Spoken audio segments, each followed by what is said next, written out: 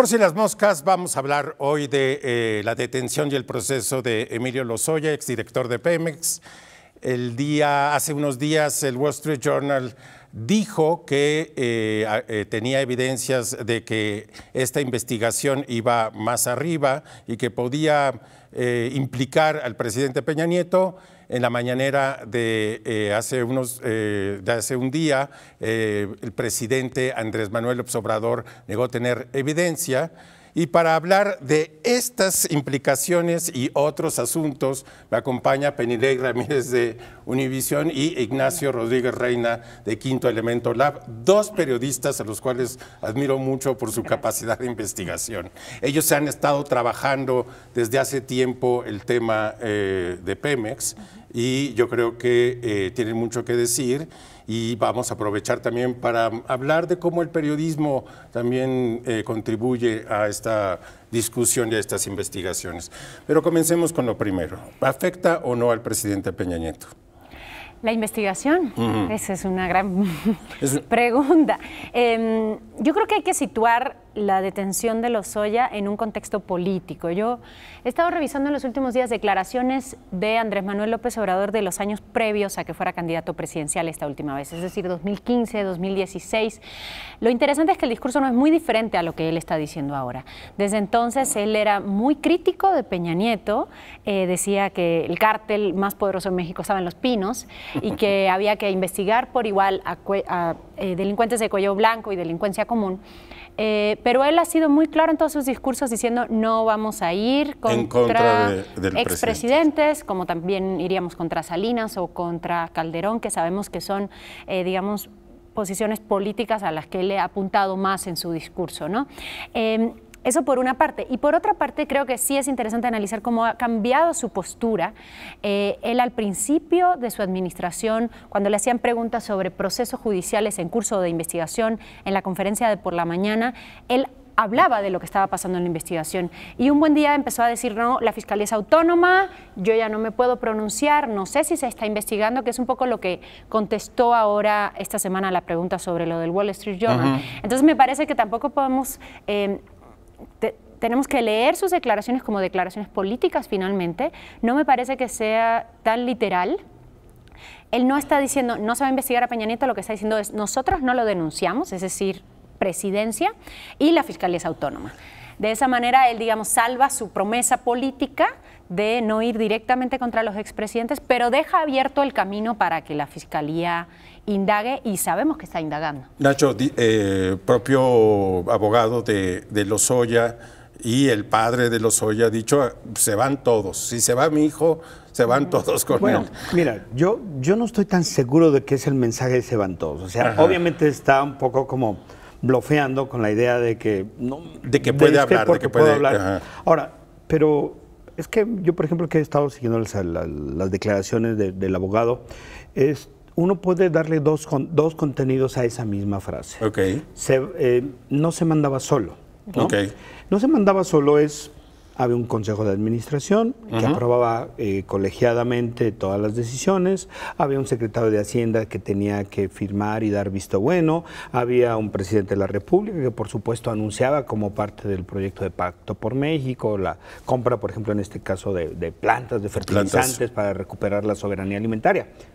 Es decir, apelando a que hay una estructura de toma de decisiones, ¿no?, en la cual institucionalmente podría alegar no es que yo en un rincón, en lo oscuro, en un cuarto, yo tome la decisión y firme por mi cuenta. Porque es decir, él no firmaba, en efecto, él no firmaba los contratos. O eso de no se mandaba solo es, a mí me dijo el presidente. O a mí me pidió que compráramos en tal o cual con sobreprecio y que después repartiéramos el dinero. O a mí me dijeron que hiciera esto. Es decir, eso de no se mandaba solo, yo creo que está jugando con la ambigüedad, obviamente, el abogado, como para ver cómo van las cosas y eventualmente pues implicar. Ahora, esa es la gran pregunta, ¿va a hablar? ¿Va a decir? O, como hace poquito un poco escribía yo, o va el peso, la presión, el poder de este grupo que todavía tiene mucho poder económico, político, que es el de Peña Nieto, Videgaray, Arturo Montiel, en fin, todo este grupo lo hará callar. se va a callar por el peso, la presión, las amenazas, este pacto de silencio que el régimen priista, que es muy propio de estos grupos secretos, cerrados, mafiosones. ¿Lo van a hacer callar? Hay una de tus investigaciones que me llama mucho la atención, que es, ustedes analizan correos electrónicos de los consejos de administración. Y entonces, lo que entiendo de la investigación es que Lozoya está muy empeñado en que se estaba analizando la compra de uno de estas industrias de fertilizantes y está muy empeñado en que así sea, a pesar de que no están dando los datos completos y que hay muchas dudas de parte de los consejeros. Incluso Carlos Elizondo, a ustedes lo entrevistan, que fue el único de los consejeros que vota en contra, da las razones por las cuales, en fin, no votó, no aprobó. Sí, hablando del proceso de toma de decisiones. Es interesante porque la investigación a la que te refieres, que es la compra de esta planta de fertilizantes llamada agronitrogenados, un poco para que la audiencia sepa, es una planta que había estado ya en muy malas condiciones y que Pemex, en una decisión comercial un poco ilógica sí, decide gastar muchísimo dinero en comprarla. Entonces, la pregunta investigativa, que esto, digamos, se conecta un poco el trabajo que hemos hecho en Univisión Investiga con lo que han hecho en Quinto Elemento Lab, también mucho del trabajo que ha hecho la revista Proceso en investigar este tema, y se conecta en varios puntos. Lo que los periodistas hemos tratado de hacer, y creo que ahí vamos, es armarle rompecabezas de cómo se tomaban las decisiones, ¿no? Entonces, el trabajo que ha hecho Proceso, que ha hecho Quinto Elemento, permite un poco ver como desde afuera cuáles eran los elementos externos que estaban presionando fuera para recibir sobornos o para recibir presiones o para recibir instrucciones políticas, también quiénes eran los beneficiarios. Y esta investigación a la que te refieres va como un poco en medio de eso y lo que busca es entender un poco cómo sucedía el proceso del que hablaba Nacho, ¿no? Sí. Es decir, eso es una cosa maravillosa de México, ¿no? Hay una burocracia súper sofisticada, con un montón de niveles, y entonces es una corrupción muy de papel, muy legal. Entonces tú puedes revisar un expediente, el expediente es impecable, ¿no? O sea, es súper corrupto lo que sucedió, pero el expediente es impecable. Los mexicanos, la verdad es que han desarrollado, digamos, como política, ser muy cuidadosos en los papeles, y lo que podemos ver en estos correos es un poco lo que nunca nos enteramos en esos papeles formales, que es qué estaba pasando al interior en la negociación. Si bien tiene toda la razón Nacho cuando explica, y esto es un punto importante para tu pregunta inicial sobre lo de Peña Nieto, que las decisiones en efecto Lozoya no las tomaba solo, sino que había un consejo de administración. Lo que hace esta investigación a través de los correos que obtuvimos es entender qué pasaba al interior del consejo de administración, y lo que pasaba es una guerra tremenda en la que hay unas presiones de todo tipo, en que los consejeros están revisando las evaluaciones externas para la compra de la planta, y dicen, es que esto no puede ser. O sea, no hay manera de que esto se pueda justificar. Y a mí me sorprendió muchísimo, hay un despacho externo que está involucrado, que es muy prestigiado, y entonces uno de los consejeros le dice, no me acuerdo exactamente, pero era como que te equivocaste por 200 millones, y dice, ay, sí, perdón, lo corregimos, ¿no?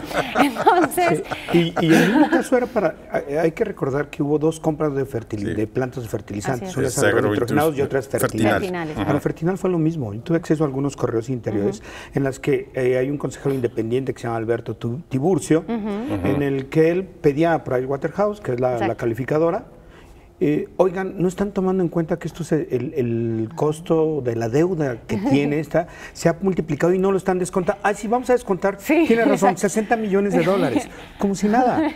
En realidad, también ponen en tela de juicio el papel de estas calificadoras, de estas grandes firmas. Hay que recordar el caso Enron en Estados Unidos y cómo ellos validaron todo un esquema fraudulento de que se engaña a la sociedad, se engaña a los accionistas, se engaña a los estados, y me parece que también ahí un poco se ha mencionado, y la verdad que creo que injustamente, el papel de esta empresa o algunas otras que desde el exterior validaban lo que a todas luces era inmoral. Sí, cuando nosotros investigamos eso, yo hablé con el especialista de PricewaterhouseCoopers, el que está copiado en esos correos, y decía, ay, perdón, le quitamos 60 millones, y primero me decían, yo no puedo hablar con usted, y me cuelga el teléfono, ¿no? Y luego le mando mensajes y mensajes, porque además su celular estaba en los correos, ¿no? Entonces, al final creo que este trabajo nos permite un poco entender que hay no quiero decirle corrupción muy corporativa, pero sí hay mecanismos de presión. Muy es una estructura perfectamente articulada. Y ahí hay un papel también importante de esas firmas que avalan ese tipo de transacciones. Los voy a tener que interrumpir en este momento y regresamos con ustedes. Muchas gracias.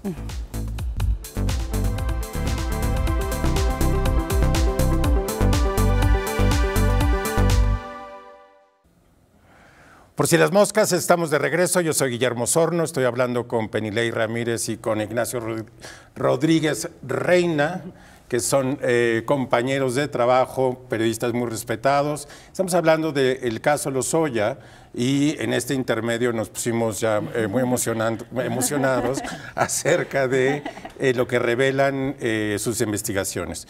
La pregunta que les quiero hacer es un poquito más, digamos, general, y es la contribución del periodismo de investigación para el abono, digamos, de estas investigaciones judiciales y cómo contribuyen a que la sociedad nos vayamos sensibilizando acerca de cómo en las cúpulas se toman las decisiones buenas o malas para el país.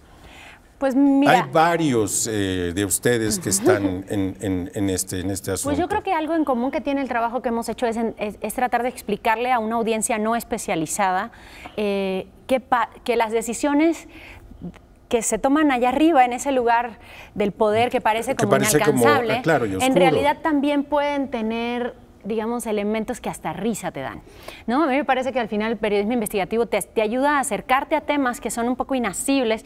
Recuerdo, Nacho y yo fuimos compañeros en una investigación global, ¿te acuerdas? En Paradise Papers, y nos pasaba eso. Es como un mundo de los súper ricos a los que uno no tendría acceso de otra manera, y creo que el periodismo nos ha ayudado a entender cómo funcionaban estos procesos internos, y eso te ayuda, yo creo, primero como periodista y luego la tarea de comunicarlo, a pensar que en realidad no son tan diferentes a uno, ¿no? Que hay cosas que a lo mejor, aunque uno no sea, decíamos, experto en economía, simplemente si tú dices una compañía vale 100 millones, pero yo decido que ahora vale 1000. Y que lo pones a valor presente y que entonces lo compras a 1000. Me acuerdo, por ejemplo, retomando el tema que hablábamos de la evaluación para comprarla, había una tabla que decía, vale 120 y hacemos una revaluación y vale 1000, y cuando ibas a la fuente te decía cálculo propio.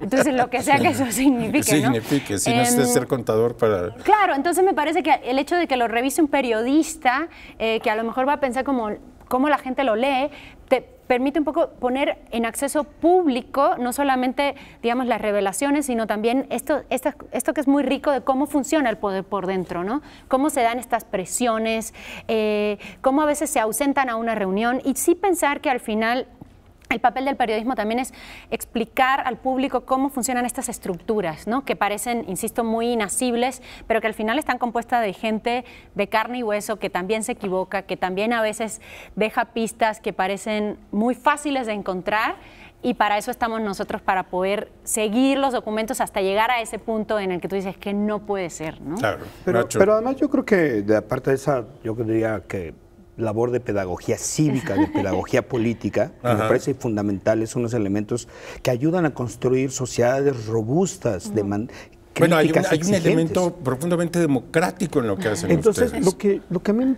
me interesa subrayar ese punto, a ver, el trabajo que hacemos nosotros y muchos otros compañeros es fundamental para tener una democracia de calidad. Claro. Es que mira, creo que esa parte todavía no se entiende desde el poder. Yo creo que hay sectores de la sociedad que sí llegan a distinguir que la contribución que se ha hecho, por ejemplo, con investigaciones como la de la estafa maestra, todo lo que hemos hecho de Odebrecht, Pemex y otros, digamos, otros temas que han sido fundamentales para empezar a entender cómo funcionaba este aparato corrupto que estaba instalado y amaciato en el poder. Bueno, eso es gracias al periodismo.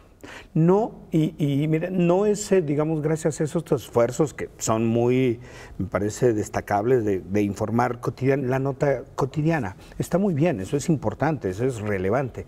Pero esta parte, me parece que, por ejemplo, el presidente López Obrador todavía no entiende que trabajos como esto le ayudan a gobernar. Que una sociedad que sea capaz de ejercer un escrutinio sobre los gobiernos pasados, pero también sobre este gobierno, Sí, no vamos a poner en tela de juicio ni duda la honestidad del presidente, porque me parece que hay un consenso en que es un hombre honesto, pero eso no significa que todo el aparato gubernamental no haya gente que decida apropiarse de los recursos públicos. Y para eso estamos. Nosotros y que dejemos de hacer nuestro trabajo. Y eso, ¿no? creo que, por ejemplo, los ataques que luego hace el presidente contra el periodismo, me parecen totalmente injustificados. Creo que no alcanza a entender que sí hay un pasado corrupto de un cierto sector de medios y de periodistas, pero eso no justifica que digamos, que se descalifique. Al contrario, yo creo que nos tendría que ver como aliados en esta tarea de tener contrapesos, de tener mecanismos y válvulas de seguridad democráticas, y que lo único que hacemos es fortalecer la vida democrática del país. Entonces, por ejemplo, las investigaciones son un elemento fundamental. Y hay un amplio número de compañeros y compañeras principalmente que están haciendo ese trabajo. Yo creo que hay que revalorar también esa parte, porque si no son luego chayoteros, prensa fifí, prensa venida, y no. ¿Por qué no hablas un poco más de la investigación que han hecho desde Quinto Elemento con Shanik? Mira, lo que hicimos básicamente fue, digamos, creo que, además, yo creo que son, fíjate, son trabajos complementarios que no se sustituyen ni se contraponen. Yo creo que pusimos algunas de las bases primarias cuando se decía, por ejemplo, Raúl Olmos, de Mexicanos contra la Corrupción, llegó a publicar antes que nosotros acerca de que había campañas. Funcionarios de Pemex, altos funcionarios, que habían sido sobornados, porque eso es lo que se declaró, Odebrecht declaró cuando llegó a un acuerdo con el Departamento de Justicia, que dijo eso. En realidad lo que nosotros conseguimos fue el acceso y a la validación de las declaraciones en que el nombre de Emilio Lozoya por primera vez apareció. Muy bien. Es decir, lo que pusimos fue nombre y apellido a quien se le acusa de ser la persona dentro de Petróleos Mexicanos que ha recibido propinas por millones, en este caso 10 millones de dólares en su conjunto, a cambio de otorgar favores y facilidades para que Odebrecht, esta constructora brasileña, ya tristemente famosa, obtuviera contratos. Eso fue una de las primeras partes que hicimos. Luego hicimos otro trabajo, conseguimos los videos, las declaraciones, los testimonios, cuentas de bancos, a donde les llegaban el dinero, de dónde salía el dinero, es decir, todo la estructura para la distribución de los sobornos que estaba en los tribunales de Brasil, en México no. Esa fue, digamos, las conseguimos y la pusimos por primera vez el nombre. Y lo segundo que hicimos es revisando, que deriva de ese trabajo también, revisando transferencias de estas empresas fantasma offshore que utilizaba Odebrecht para repartir sobornos en toda Latinoamérica, encontramos que en una de los cientos de estados de cuenta, porque era literalmente, salía el nombre de Altos Hornos de México. Pero además muy curioso, porque normalmente estas cuentas estaban siendo alimentadas y salían de dinero. Una empresa de Odebrecht le mandaba a otra y de ahí salía a los políticos o a las empresas de los políticos. Este es el único caso en todo lo que revisamos que había una empresa que le mandaba dinero a Odebrecht en lugar de que ellos fueran los que mandaban. Y pues descubrimos que fue justamente un mes después de que se firmó el contrato para la compra esta de chatarra. De chatarra. No, una planta que tenía 14 años sin operar, con equipos 30 años viejos.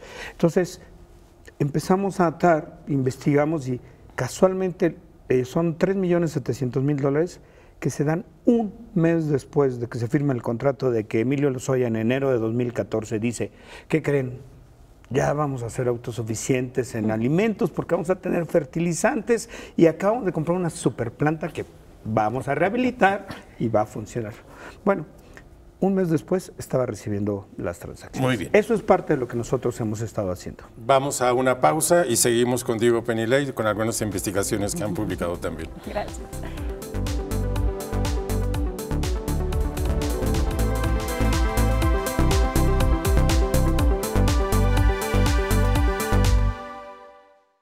Estamos de regreso en Por si las moscas, soy Guillermo Osorno, estamos hablando con Penilei Ramírez e Ignacio Rodríguez Reina, hablamos de Emilio Lozoya y de Pemex y estamos hablando de las investigaciones que han hecho. Penilei, vi una investigación que hicieron desde Univisión que me llamó mucho la atención, que es parte de un juicio en Estados Unidos en donde unos empresarios norteamericanos contratan a un equipo de investigación para hacerle creer a los mexicanos que están interesados en entrar en negocios con Pemex, y los mexicanos les cuentan, les muestran, digamos, cómo funciona el sistema corrupto en México. Eso es algo que me llamó poderosamente la atención. Pues es un juicio sobre una compañía que se llama Oro Negro. Es una compañía de la que yo había escrito años antes, cuando empezaron a tener muchísimos contratos, aunque eran recién creados. Me acuerdo que la primera historia que publiqué sobre ese tema se llamaba El Cártel de Oro Negro. Se publicó en Reporte Índigo todavía cuando yo trabajaba en Reporte Índigo. Y lo que encontramos, que publiqué con mi jefe, el jefe de la unidad investigativa donde yo trabajo, Gerardo Reyes, fue qué estaba pasando en este juicio. Es un juicio de un tribunal arbitral del Tratado de Libre Comercio, en ese momento con sede en Canadá, en el que varios de los accionistas, en efecto estadounidenses, de esta compañía Oro Negro, que era una compañía mexicana, pero que tenía capital también extranjero, se duelen de, básicamente lo que ellos aducen es que ellos habían sido discriminados en Pemex porque no habían aceptado dar sobornos, ¿no? Entonces, para probar esto, contratan en efecto a esta compañía que se llama Black Coup, que es una compañía que hace espionaje. Es una compañía de origen israelí, pero con sede en Londres. Y entonces lo que hacen ellos es, aprovechan una ley mexicana que en inglés se llama One Party Consent, en que si hay dos personas en una conversación y uno de los dos sabe que está grabando, eso se puede usar en un juicio. Y entonces vienen dos agentes con el pretexto de que quieren invertir y empiezan a tener una serie de reuniones. Nosotros revisamos más de 30 horas de audios de estas reuniones y te tenías que oír todo porque era toda la comida. Entonces hablaban de todo, de la telenovela, de los hijos, hasta que empezaban a tocar el punto de cómo funciona Pemex. Y hay varios funcionarios que empiezan a contar muchos. Hay algunas partes en que dicen lo que ellos ven y otros dicen lo que se dice adentro de Pemex, ¿no? Un poco sirve para que se entienda cómo funcionaba el panorama al interior de Pemex. Hay datos en específico que son un poco de oídas, así lo refieren incluso en el juicio, pero lo que nos pareció muy interesante, y eso es lo que destacamos en las notas que publicamos, es cómo esto muestra otra vez cómo funciona el aparato por dentro, ¿no? Qué es lo que está pasando al interior de la administración mientras estamos viendo estos anuncios muy formales en la prensa o a través de los boletines, sino qué está pasando realmente adentro. Y lo que estaba pasando era que sí había por lo menos una idea entre los funcionarios de alto nivel de que muchas cosas eran posibles al margen de lo que estuviera establecido, de que muchos de estos contratos, aunque tenían, digamos, reglas formales muy estrictas, en realidad se negociaban de otras maneras, como también lo han documentado muchos colegas, particularmente lo que contaba Nacho del trabajo maravilloso que han hecho en Quinto Elemento. Y lo que al final podemos ver a partir de esto es cómo muchas de las decisiones, en ese caso ya no de compras de plantas, sino de renta de algo que es muy importante para el funcionamiento de Pemex, que son renta de las plataformas autoelevables con las que se extrae el petróleo directamente, y cómo estas, digamos, insumos básicos para operar también entraban a través de un esquema de favoritismo, de relaciones más de amigos que de reglas formales, insisto, muy estrictas que se han creado, pero que podemos ver que no se cumplen, ¿no? Entonces, a mí me resultó muy interesante entender un poco qué estaba pasando, y lo que estaba pasando básicamente es que había muchas indicaciones informales, que eso es muy interesante desde el periodismo, muy difícil de probar en un juicio, sí. Y por eso yo no soy tan, digamos, no tengo tanta esperanza en cuál es el curso que van a llevar estos juicios cuando lleguen a la justicia, porque, y regresando a lo que decía el abogado, veo difícil, por lo que tenemos de antecedentes de casos en México, por lo menos desde el lado de la Secretaría de la Función Pública, que logren documentar estas instrucciones directas, ¿no? A menos que tengamos como lo logró documentar Quinto Elemento Lab en su momento, las transacciones, las declaraciones, o que uno de esos altos funcionarios diga, sí, a mí me pagaron o yo llevé el dinero, desde la estructura formal está muy bien diseñado para que Lozoya pueda decir yo no firmé, o para que Peña Nieto pueda decir había un consejo de administración, o para que Videgaray, entonces secretario de Hacienda, diga sí, yo era el presidente del consejo de administración de los bancos estatales que aprobaron esos proyectos, pero bueno, es un consejo, yo no tomaba la decisión solo. Es decir, hay muchos resquicios legales de esta legal corrupción mexicana. Exacto. Muy sofisticado. Tan sofisticada, es muy tan sofisticado, metida sí. en la manera de hacer entonces, negocios. claro, entonces yo creo que también el papel de los periodistas para nosotros es ser un poco aguafiestas y decirle al público, a ver, tienen muchos caminos para irse por la tangente y se necesita una verdadera voluntad política para investigarlo, porque es más fácil concluir que no tuvieron una responsabilidad, que no firmaron ningún documento, como lo vimos en el caso de la Casa Blanca, como lo vimos, y esa era, digamos, la molestia de la gente en la investigación sobre el caso de Bartlett, pero es que si vas a lo formal, la investigación está en lo correcto. Muy bien. Y yo creo que ese va a ser el gran desafío para ahora que si se logra extraditar a Emilio Lozoya, ¿qué va a hacer la Fiscalía? Yo creo que es un punto fundamental y en realidad creo que a partir de lo que vamos ahí, vamos a ver lo que ocurre. La duda es, ¿será capaz el fiscal de verdaderamente asumir su autonomía o simplemente será una formalidad en la que teóricamente no depende del Ejecutivo, pero en realidad trabaja de común acuerdo y recibe instrucciones del Ejecutivo? Eso me parece fundamental porque si Gertz, el fiscal Alejandro Gertz Manero tiene 80 años de edad. Yo creo que es un hombre que tiene una vida pública, una trayectoria de décadas, está en un momento en que no tiene nada que perder. Por más que él sepa que el presidente lo propuso, que hubo mecanismos de decirle a los senadores de Morena, oigan, él es el bueno, ¿no?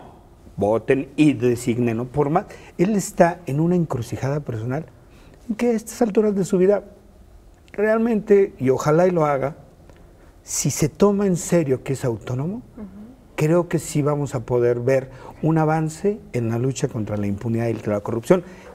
Y eso depende de una decisión personal, creo, en buena medida. Pues muy bien, nos quedamos con estas terribles preguntas que hacen Penilei y Nacho acerca de la autonomía del fiscal y de si Emilio Lozoya será juzgado, digamos, conforme a la ley o se saldrá por la tangente, como hemos visto muchos casos en México. Les quiero agradecer muchísimo su presencia aquí en Por si las moscas. Muchísimas gracias. Muchísimas gracias, un gusto.